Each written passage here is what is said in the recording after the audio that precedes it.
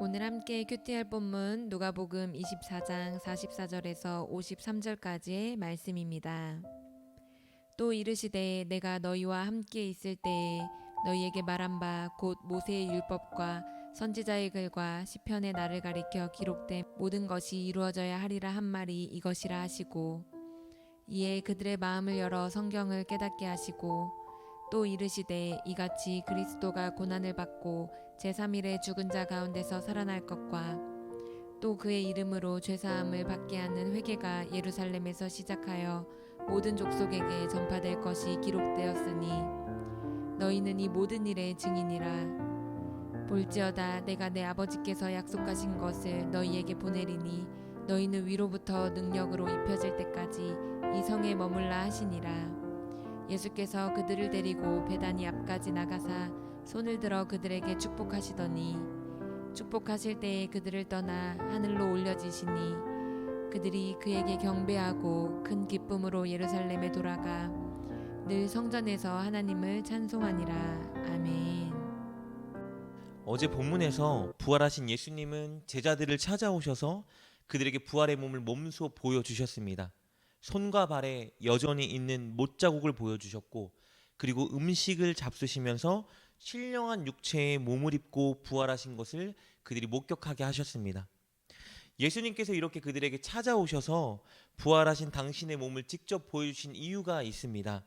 그 이유는 첫째, 예수님이 진정한 메시아인 것을 알고 믿게 하기 위해서였습니다. 그리고 둘째, 그들이 부활을 믿고 부활의 소망을 두게 하시기 위해서였습니다. 그리고 마지막 셋째, 그들이 목격한 그것을 바로 전하는 증인이 되게 하기 위해서였습니다. 우리 46절부터 48절까지 말씀 보겠습니다. 또 이르시되 이같이 그리스도가 고난을 받고 제3일에 죽은 자 가운데서 살아날 것과 또 그의 이름으로 죄 사함을 받게 하는 회개가 예루살렘에서 시작하여 모든 족속에게 전파될 것이 기록되었으니 너희는 이 모든 일의 증인이라. 예수님은 너희가 바로 이 일의 증인이 되어야 한다고 말씀하십니다. 하나님은 예수님을 통해서 온 세상을 위한 구원의 계획을 성취하셨습니다. 이사야 49장 6절을 통해서 예언된 온 땅을 위한 구원의 문을 이미 다 열어 놓으셨습니다. 누구든지 믿기만 하면 구원을 받을 수 있는 은혜를 이미 베풀어 놓으셨습니다. 그렇다면 이제 온 땅에 이 구원의 복된 소식을 전해서 그들을 구원받는 자리로 돌아오게 하는 일만 남았습니다. 이 일을 이제 제자들이 해야 하는 것입니다. 제자들이 증인이 되어서 목격한 것을 전하고 그 일을 완수해야 하는 것입니다.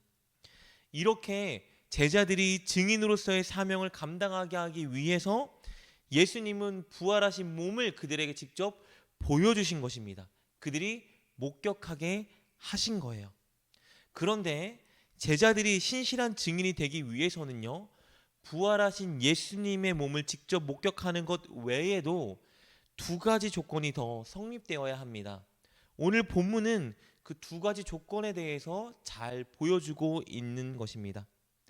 제자들이 예수님이 진정한 메시아인 것을 믿고 또 부활의 소망을 갖고 그것에 대한 증인이 되기 위해 가져야 되는 첫 번째 조건은요, 바로 말씀에 대한 올바른 해석과 이해를 통해서 예수님이 메시아인 것을 아는 것입니다. 즉 말씀을 통해서 예수님을 바로 아는 것입니다. 이것은 사실 우리가 3일 전부터 계속 나누어 왔던 내용입니다. 무덤을 찾아갔던 여인들에게 천사들이 말씀을 풀어주면서 예수님의 죽음과 부활을 설명해 주었습니다. 그래서 결국 이 여인들은 예수님이 메시아인 것을 알게 되었죠. 엠마오로 가던 두 제자도 마찬가지입니다. 그들에게 예수님이 찾아오셔서 예수님에 대해 예언되었던 구약의 모든 말씀을 풀어서 해석해 주셨습니다.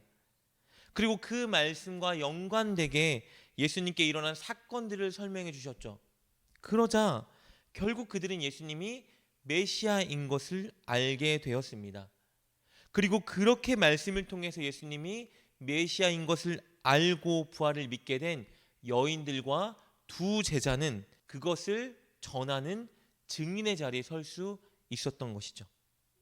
그렇다면 나머지 제자들도 마찬가지입니다.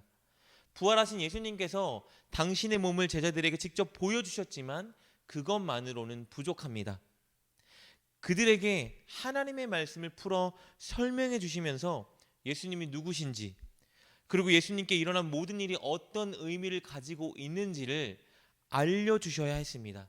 그래야 그들이 예수님이 진정한 메시아인 것을 믿고 신실하게 증거할 수 있기 때문입니다. 그래서 예수님은 그 일을 하십니다. 우리 44절부터 45절까지의 말씀 보겠습니다. 또 이르시되 내가 너희와 함께 있을 때에 너희에게 말한 바 곧 모세의 율법과 선지자의 글과 시편의 나를 가리켜 기록된 모든 것이 이루어져야 하리라 한 말이 이것이라 하시고 이에 그들의 마음을 열어 성경을 깨닫게 하시고. 예수님은 구약 성경에서 당신을 가리키고 있던 것들, 그리고 당신께서 하실 일에 대해 예언되어 있던 부분들, 그리고 하나님께서 예수님을 통해서 이루실 일에 대한 예언과 의미를 제자들에게 풀어 설명해 주셨습니다. 그것을 통해서 제자들은 예수님이 진정한 메시아였구나라는 것을 깨닫고 믿게 된 것입니다. 동시에 그들은 부활의 소망도 확실히 갖게 된 것이죠. 그리고 나서 예수님은 그들에게 증인이 되라는 사명을 주신 겁니다. 이렇게 신실한 증인이 되기 위해서는요, 말씀을 바로 알고 이해하여 예수님을 구주로 알아야 하는 겁니다.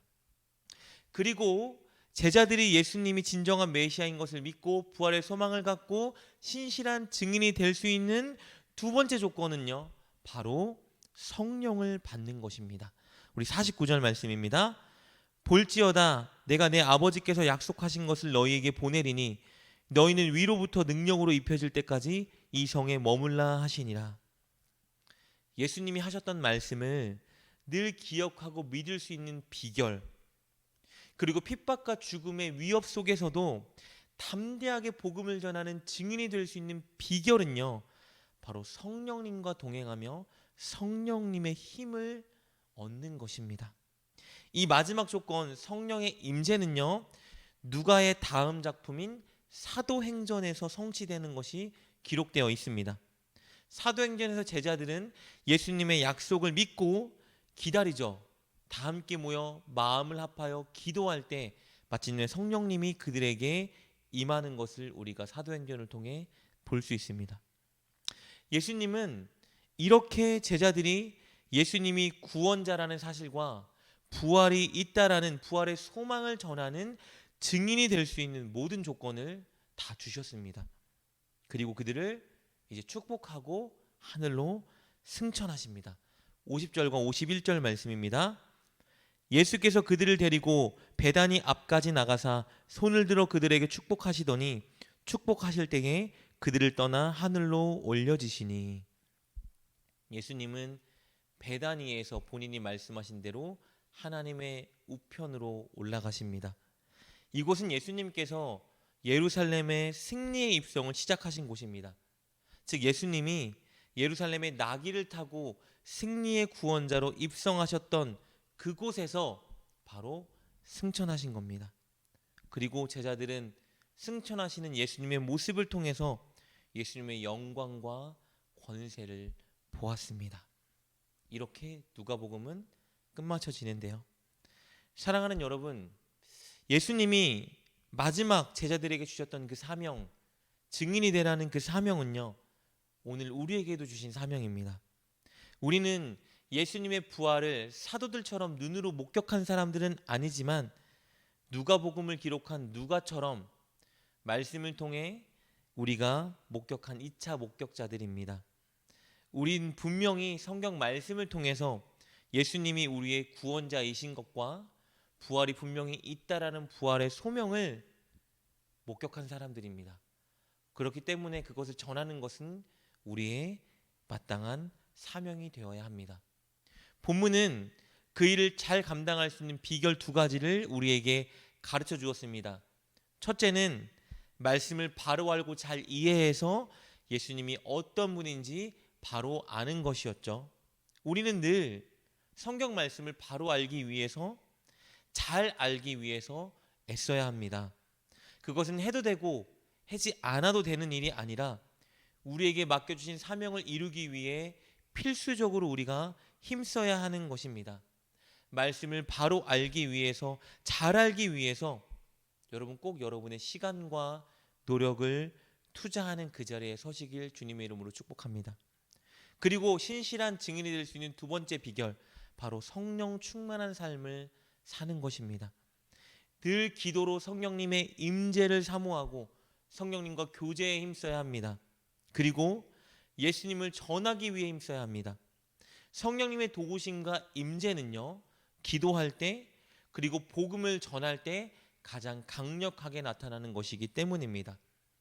사랑하는 여러분, 늘 말씀을 바로 알기 위해 힘쓰고 늘 기도와 전도로 성령님의 임재와 능력을 맛보는 여러분 되길 주님의 이름으로 축복합니다. 누가복음을 마치면서 여러분이 오늘 이 누가복음을 쓴 누가처럼 신실한 증인의 자리에 설 수 있기를 주님의 이름으로 축복합니다. 우리 함께 기도하겠습니다.